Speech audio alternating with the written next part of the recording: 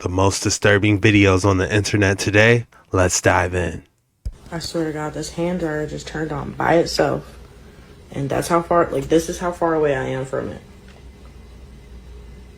Turn on again if there's somebody here with me. I will myself like I'm not even wiping my ass. What? I swear to God, this hand dryer just... Hold on. Way too much just happened there. That's disturbing. You need to clean up. If you go pre-Christ, almost everybody who talks about the reptilians worships them as the bringers of life and the bearers of life. After Christ was born, it changed. Reptilians became evil. The serpent, of course, is the one who gave Eve the apple. We've seen an emergence of the Greys on the scene. The Greys were sent here, probably by the light beams, to keep the humans and reptilians from getting into a fight. Reptilians are the ones that were directly interfering with. There's three types of blood: Greys, reptilians, and humans, A, B, and O. That looks straight out of a Star Wars movie, doesn't it? For entertainment purposes only, don't believe anything you hear or see on this video. The tape shows a male and female hiker from Belgium who fill 45 minutes of video footage with typical vacation shots of Nepal and their trek through the Himalayas. While climbing a hill, the cameraman turns back to shoot the couple's own footprints in the snow. Suddenly, the camera captures a strange figure.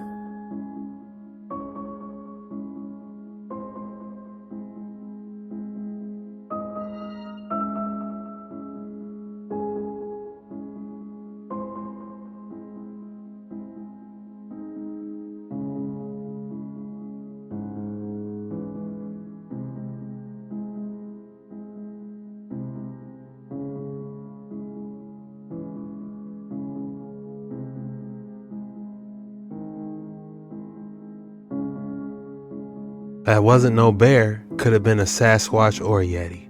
If you're enjoying this video, be sure to hit that like and subscribe button because we do these videos every single day. And I'd love to see you tomorrow. So let's get straight back into the action. It's fun, right? Yeah. Yeah. This is great. You seem nervous. Like, do I scare you? No, I'm just a little cold. Well, I'm a little cold too. Yeah. Hey, do you mind, ma'am, giving us your jacket? You don't have to do that. No, women like to do it these days. Do you need my... No, I'm just kidding. Trust me. I'm just kidding. Keep it. I'm just kidding. Yeah. I don't mean to be. I was getting a little creepy there. I got you. Wow. Who invited that guy?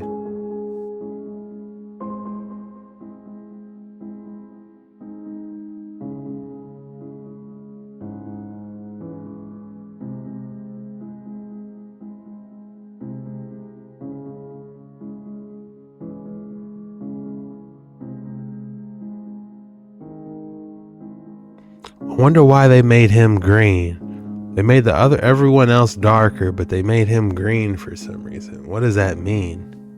Imagine this.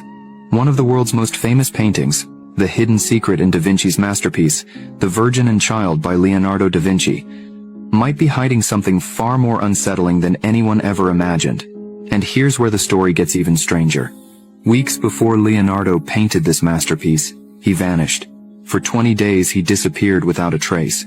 No one knew where he was or what happened to him. When he returned, his clothes were tattered, covered in dust and dirt. His face was pale, his eyes sunken, and he looked deeply troubled, as though haunted by something no one else could see.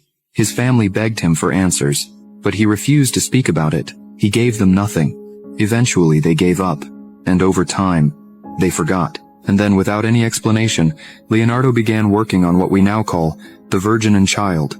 But after experts discovered the hidden message buried within the painting's intricate details, Leonardo may have encountered something otherworldly, perhaps beings not from this world, whose influence might have left a permanent mark on his masterpiece and his mind. Imagine this. One of the world's most famous paintings, the hidden secret in Da Vinci's masterpiece. What is it? Is it supposed to be Darth Vader? Who is it supposed to be? Luke, I am your father. And then we got Draconian Federation again. That's why the Sasquatch and ET won't have anything to do with human beings now, you know. And we also say that when they begin to reappear and show themselves, and begin to communicate with human beings again, which is what they're in fact doing now.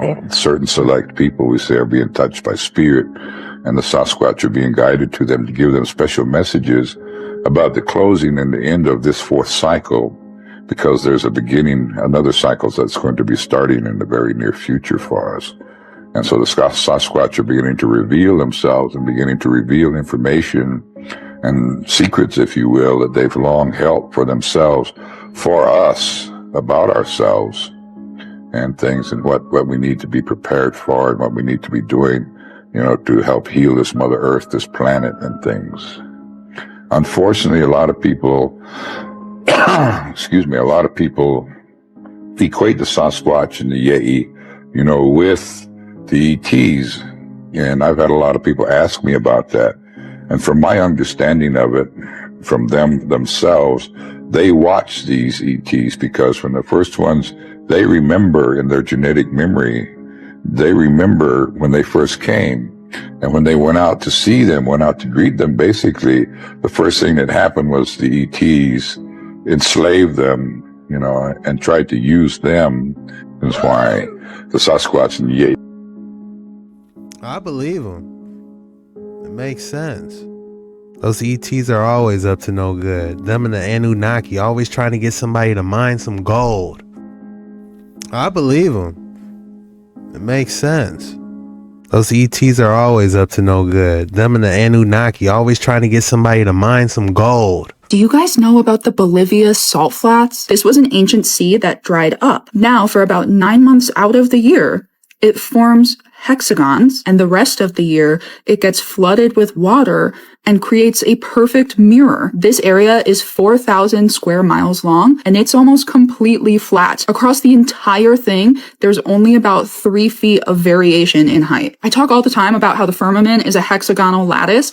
Does anyone remember in Chicken Little when the sky started to look like this? Or when a piece of it fell down? And of course, we have our 3, 6, 9, 12 numbers for the elevation. In the middle of the flats, it's covered in giant cacti that grow up to 39 feet, 12 meters tall. In the book of Enoch, chapter 14, it's right after Enoch is raptured in Genesis. He says, I drew near to a great house built of hailstones, and the walls of this house were like tessellated paving stones.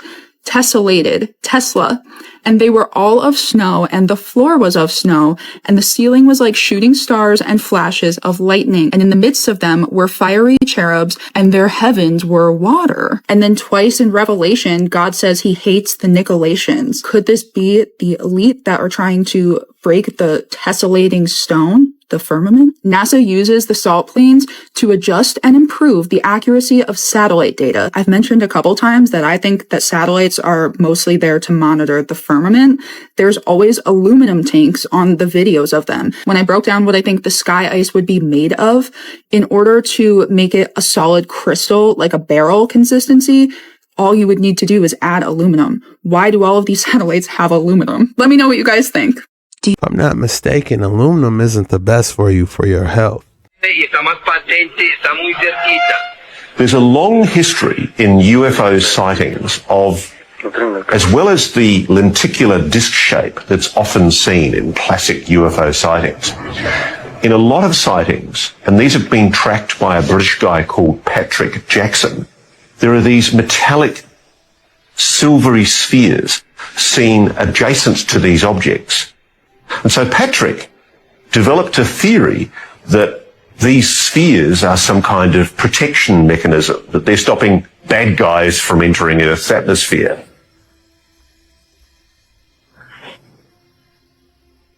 In the 1970s, a family called the Betts family, they discovered in a forest a silver metallic sphere, very similar to the one that Jim has. And that sphere demonstrated apparent movement, spontaneous movement. When it was investigated, though, it was poo-poo. Now, the most prominent explanation for the Betts sphere's movements is that the ball was simply responding to uneven flooring in the Betts family home. It was found to be near perfectly weighted, so that even the smallest deviation might have caused it to roll. I have seen the videos that you've seen of this ball spontaneously rolling around the floor. And Jim has apparently had this for 40 years. Propulsion inside might we use to conventionally explain it. So I'm now going to turn the camera around because this is a very nice gentleman here. This is Jim. Hi, Jim. Nice to meet you.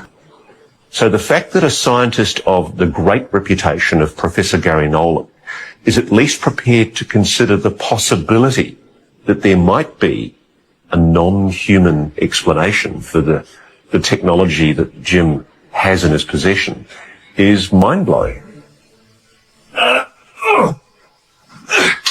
This is a 50-pound sphere that is unbelievably heavy. It's not doing anything at the moment. But Jim tells us that he's seen it move across the room.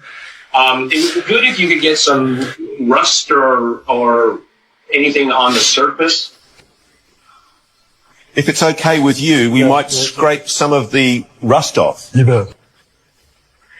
One of the things that Professor Gary Nolan told me to do was to take samples of corrosion that we could see on the side of the silver sphere, because he said that might help him and his researchers figure out what the metals are that the sphere is made of. We need to weigh it. 50 pounds exactly. I find that very strange. Exactly 50 pounds. Me too. If you hold it on there for me, mate. 32 inches, 81 centimetres. I've got a magnet here. Magnetic. It's moving. If this is really alien technology with the ability of anti-gravity, you know, our civilization needs this. And I think it should fall into the right hands. With the samples secured, we travel nearly 3,000 kilometres west to San Francisco, to the laboratory of Stanford University's immunology professor, Gary Nolan, where a machine awaits with the ability to test the origin of the metal that makes up Jim's mysterious sphere. So this is a form of a secondary ion mass spectrometer. We call it MIBI, multiplexed ion beam imaging. So you fire ions at a sample. Right. And it can tell you what's in that sample. Right. So what I've got here, as you advised, I got scrapings off Jim's ball, the sphere. Right. And these are the corrosion shavings. Okay. We've wrapped them in paper. I couldn't get a lot. Mm-hmm. But is this the machine you'd put them through? Oh, yeah. And we only would be reading off like 50 nanometers of material, which is what's so great about this. Definitely got that. If there is something anomalous about the sphere, if the sphere is alien, you can see that. Right. You'll let us know if there's anything anomalous. Yes, it'll probably take me about a month. It's possibly the tip of a huge discovery, if what Jim's saying is true. If what is true, then you've got basically a UFO scout vehicle sitting in his house in Texas. A UFO scout vehicle sitting right there on the edge of his bed. Drop your thoughts in the comments below. I wonder what the test results said. The Bigfoot expert analyzes top secret video of a female Sasquatch skull. Where did he find this? If he don't put this He-Man gray skull back, what is going on? Can't handle the truth. Almost. It literally is almost a foot wide. And its height is about 20 inches. That's an ear canal. What's that? That's an ear canal.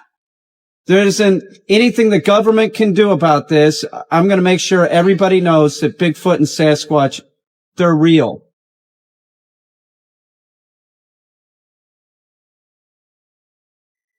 They can't handle the truth. Does he have a real Sasquatch skull or what? Drop it in the comments below. What is going on? This video right here is for all the NPCs, aka non-playable characters. Watch this video. Oh my god. You don't have a dialogue, an internal monologue in your head? No. Wait, I'm confused. Why would you? So you can't talk to yourself in your head. How did I not know this? I've been with you for 5 years. In that video, she clearly stated that she has no internal monologue, aka she cannot talk to herself inside her head. That right there is the definition of an NPC. I hope you guys realize we're living in a simulation, and not everyone that you see is actually real. Not everyone that you bump into on the street actually has a soul or a consciousness. Some people are literally in here just to fill in the space. It's actually proven that 30 to 50% of people actually have no internal dialogue, aka they have no soul. Kind of reminds me of that movie Tron, where all the NPCs call the people that were real users. He's a user. The eye and the mouth. No, I saw that, but I mean, because you would think if you want to see something, just open your eyes and see. Well, you know what? You want to hear the story behind it? No. The eye and the mouth. No, I saw that. He said, do you want to hear the story behind it? No. Not on national TV. We cannot talk about the Illuminati. It's a part of the contract. This statue of Amenemhat III, the king is dressed as a priest, as indicated by the leopard skin, and paws draped over both shoulders. He has a distinctive, heavy hairstyle and a natural beard. The attachment point for a false beard is still visible. The statue is now housed in the Egyptian Museum in Cairo. Look at the panthers or the jaguars on the shoulder. This was somebody's daddy, wasn't it? I would like to know more about this statue. How many of you guys want to see an actual Overunity device? Now, well, almost everybody's raising their hands. Everybody who didn't raise their hand, leave. These are little pieces of steel with magnets on them, and they're all spinning at the same time. It takes 1 watt of power to turn the first one. And once the first one's turning, you can turn, I counted them out, there's like over 29 of them right here, okay? That's not 29% Overunity, that's 29 times Overunity, all right? Every single one of those can and has been hooked up to fans. They're hooked up to little power takeoff devices, but you're not going to get power by sticking a coil next to this like a Bedini motor or something like that. Got to think differently. Got to think in an entirely different mode of thinking in order to take power off of these little things. As soon as you start messing around with them, they start having interesting characteristics. Now, what's really fun is that these things can be any size, as long as they are perfectly matched with the original one that's turning. It's off on the side. You can't see it because we don't want to show how. I'm sorry. I just can't. But it's not one of these things that's going to be, oh, it's going to be suppressed and put, no. This is going to be emerging technology in the next few years.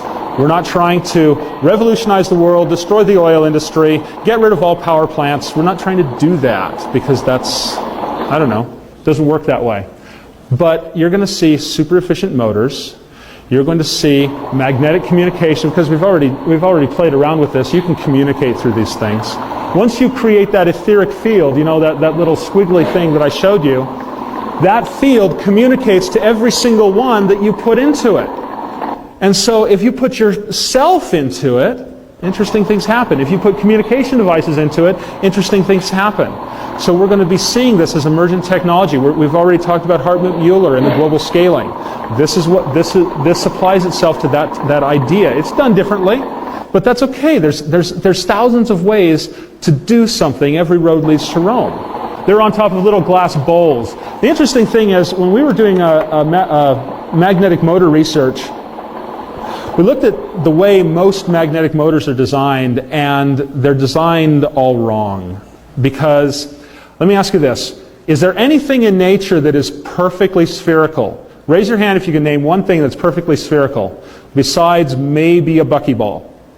Bubble. What? Bubble. Okay, all right. But is a bubble going to remain perfectly spherical all the time? No, it's moved by every little breath of wind that moves around, that pushes it around. Is there anything in nature that moves perfectly circular? No. You get out into space, every single orbit of every single planet is not circular, it's elliptical. Yes, and that we will be talking about that because that is a transitional phase. We can put Mercury into a weightless space, and then it will freeze eventually, and that's basically a transitional state. We can do the same thing with metals. If they take and melt metal in space, this is some of the experiments that came out of Skylab. If you melt metal in space, in a vacuum, and allow it to solidify, you get ball bearings that have absolutely no friction whatsoever because they have no tool marks, they have nothing there. Yes? How about electrons in orbit around the nucleus? Do electrons actually move around the nucleus? Don't know for sure. I know, that's the problem.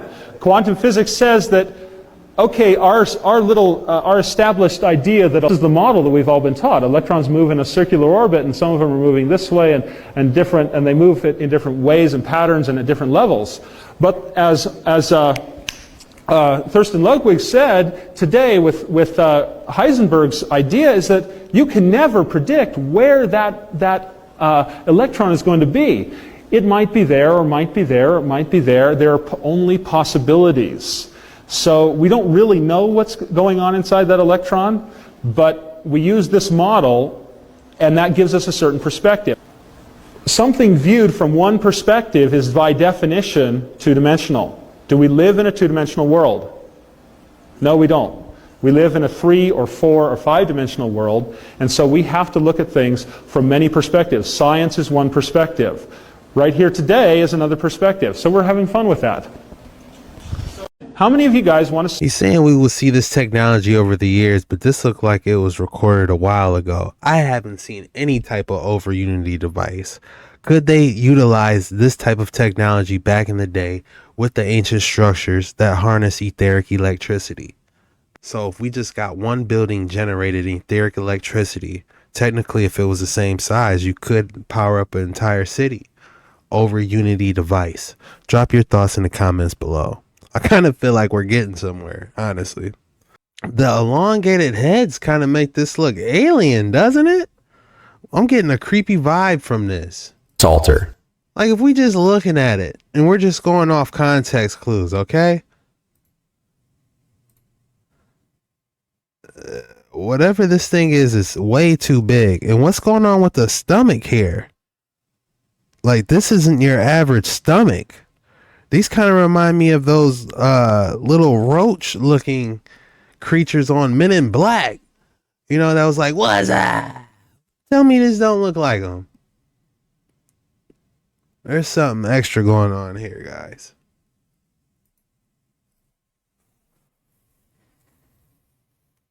Drop your thoughts in the comments below. Am I tripping?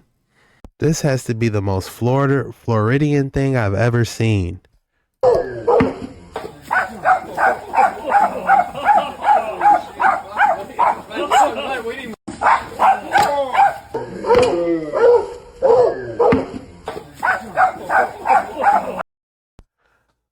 I wonder how many times have he done that. I believe there's signs saying, you know, warning of him. But man, I bet he probably keeps that frying pan outside just for that gator. I will never let anything happen to you, okay? Okay? No! No! My love! Let go of her! You underhand her, you creature! This is all I have, please! I'm sorry, baby. I will never. The diver gave him back. Oh man, that was terrible. Chris, help him out. Looks like he was getting hit with the whole alligator tax. What happened to you, Dylan? You used to be somebody I could trust. I woke up. What do you mean you're not taking another lunch with me? Man, quit being scary. That is really quite cool. This is an entomologist cane. Am I saying that right? What's an entomologist cane? I'm not going to show you the whole thing. So, an entomologist is a bug an expert, and this telescopes out, and it's basically like a mini umbrella. To the bush, and you shake this, and with the umbrella think of it like this, upside down. You'd catch the bugs. That is really quite cool. Oh, that's cool. They use it to like catch bugs. The only time I seen people trying to catch bugs was on what was that movie? Arachnophobia, where they smoked that tree and everything came down. I thought that was so cool as a kid. But then that movie just got extremely creepy after that. You were just saying that the military could reverse engineer this craft, maybe. They already have. But how do you reverse engineer in AI from technology 2,000 years or more in the future? Well, because my father said in research and development that they came to the conclusion in 1963 that there were more advancements that year than last year and all the previous years in history. It's exponentially up. They can literally do anything they want to do. So you feel by now that graph's just gone off My the dad scale? said, yes, absolutely. My dad said that we have absolutely caught up with ET except for biology. They're still ahead of us in biology. But in my lifetime, this technology, I may have seen a scrap of that technology when I had my UFO. You saw time travel. You saw time travel, not a UFO experience. You saw a time. You notice how some of the UFOs that appear are opaque? They're not quite there and all. They're not, and they wobble around. They're not quite developed from the time they came from, and they're not quite here and not quite What there. about cigar shape? Pardon me? What about cigar shape? Yeah, say it's all. Because it seemed when I saw it's all our future, no matter where it came from. If it came from out there, it's still our future. But in my lifetime, it's our future that also brings back some of this. But in my lifetime, I don't know. Maybe I'm creating my reality saying this. I don't feel that this is ever going to be released. That they've reversed engineered something like this, and also the technology that will give us free energy is never going to come out in my lifetime.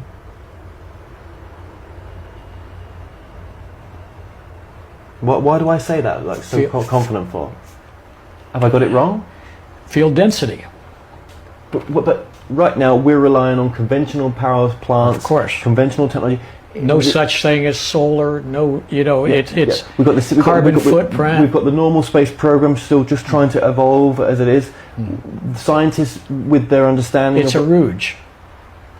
Because astronauts have come back and been very angry. In fact, one of the astronauts punched the director in the nose. In NASA? And he said, yeah, in NASA. And he says, why did you do that? He says, how dare you send us there on bicycles when the military's there in Ferraris? And that could be looked up. And still now, though, where is this out there in helping us with progressing us as mankind? Is the government has kept it a secret, or the factions within the government? Okay, see this table here? My father said they developed a nuclear plant the size of this table, and it put out RO, of water in Alaska for 6 years without being touched. He went to John Glenn and mentioned this. Also, they had a car that ran off 4 flashlight batteries for a year. Now, there's a technology that they still don't know about, and I'm going to tell you what the technology is. Fluid amplification. That's an oxymoron according to scientists. You cannot amplify fluid. It can't be compressed. There's an integrated circuit that's in there, and the military knows about it, that amplifies hydraulics within a microcircuit. Now, those technologies are there. Why don't we use them? Because of the political scene. That was interesting. He said they sent us up with bicycles and they're already up there in Ferraris. Those TR UFOs shaped like a triangle, I believe, are the ones that are probably already up there. So Atlas was punished to carry the Earth for eternity.